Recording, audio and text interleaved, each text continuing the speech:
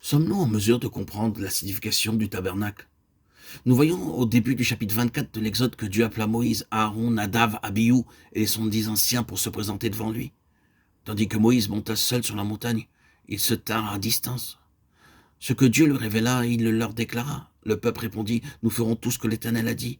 Après cela, les détails furent donnés. Ceux qui ne sont pas préparés à obéir au Seigneur ne peuvent jamais comprendre ce que le Seigneur dit. Seuls ceux qui sont disposés à obéir à ce que Dieu leur révèle peuvent effectivement être instruits.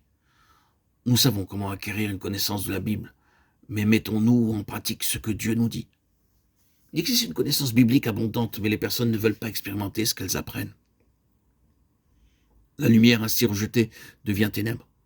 Ceux qui ont de la connaissance, ne sachant rien du prix que coûte l'expérience, deviennent fiers, hautains et enflés d'orgueil. Ainsi, avant d'aller plus loin, nous devons faire à Dieu la promesse suivante. Oh Dieu, à tout ce que tu m'enseigneras maintenant, je te promets d'y obéir. Si vous n'êtes pas préparé à obéir, Dieu ne vous force pas, ne vous contraint pas à obéir. Dans l'amour, il ne peut y avoir ni contrainte ni force. Dieu s'est révélé, il attend ceux qui veulent aller de l'avant, déclarant « Maintenant, nous promettons que nous obéirons à ce que Dieu dira ». Dieu était sur le point de contracter avec le peuple une alliance très importante. Exode 24, 4, 8. Pour préparer cette alliance, Moïse construisit un autel avec 12 pierres, une par tribu.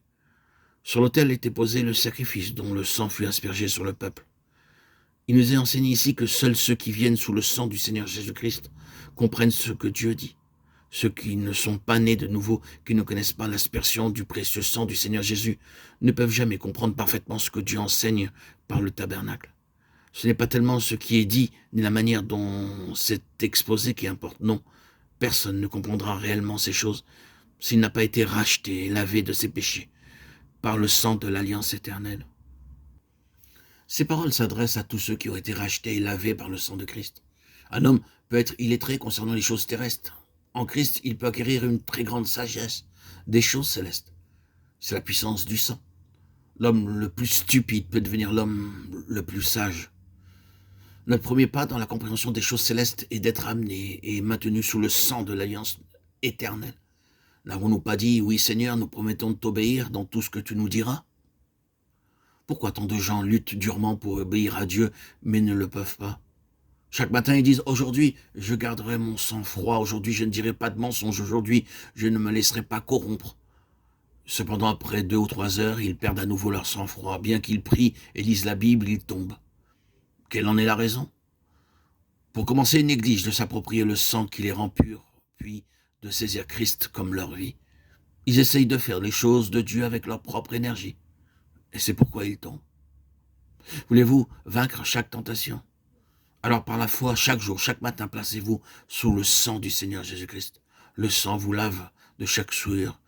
La vie de Christ en vous deviendra manifeste dans votre marche et vos actions quotidiennes. Les Israélites avaient à se placer sous le sang pour être capables d'obéir à ce que Dieu commandait. Il est dit alors des anciens qu'ils virent Dieu. Exode 24, 11.